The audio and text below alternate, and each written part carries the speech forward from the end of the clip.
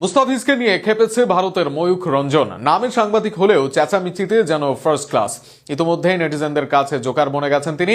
এবার বললেন, টাকা কি গাছে ধরে নাকি যে বাংলাদেশের খেলোয়াড়কে 9 কোটি টাকা দিতে হবে? এছাড়াও আরও স্পর্শকাতর বিষয়ে বক্তব্য দিয়েছেন তিনি।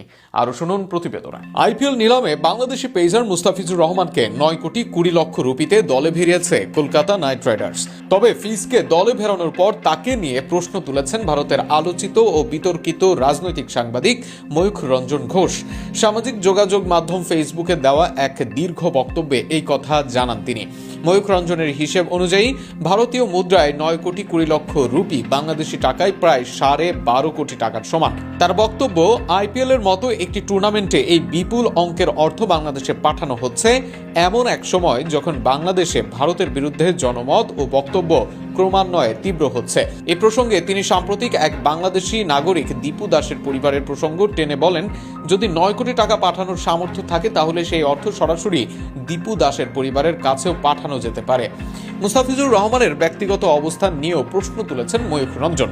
তার মতে, ক্রিকেট ও রাষ্ট্র আলাদা হলেও জাতীয় স্বার্থ পুরোপুরি উপেক্ষা করা যায় না। তিনি লেখেন, ভারত যদি শুধু বাংলাদেশি খেলোয়াড় ও শিল্পীদের আয়ের ক্ষেত্র হয়ে ওঠে অথচ তাদের অবস্থান বা বক্তব্যে ভারতের প্রতি বিরোধিতা প্রতিফলিত হয়, তাহলে ভারতীয় দর্শক ও ফ্র্যাঞ্চাইজিগুলোর সেই অর্থ ব্যয় নিয়ে ভাবা উচিত। এই বিতর্কের মধ্যে তিনি তুলনা টানেন ভারতের ত্রিপুরার ক্রিকেটার মনীষ শঙ্কর মুরা সিংহের সঙ্গে।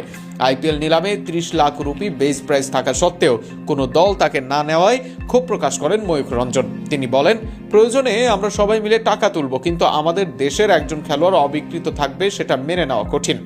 ময়ূখ প্রশ্ন রাখেন, যারা আমাদের পতাকাকে অবমাননা করছে তাদের দেশে কেন কোটি টাকা পাঠাতে যাব? পয়সা কি কলকাতার গাছে ফলে?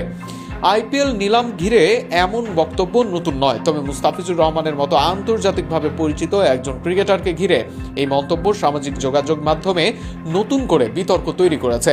বিষয়টি নিয়ে এখনো আইপিএল ফ্র্যাঞ্চাইজি বা মুস্তাফিজুর রহমানের পক্ষ থেকে কোনো আনুষ্ঠানিক প্রতিক্রিয়া পাওয়া যায়নি। অবশ্য নেটিজেনরা ময়ূখকে জোকারের সাথে তুলনা করছেন।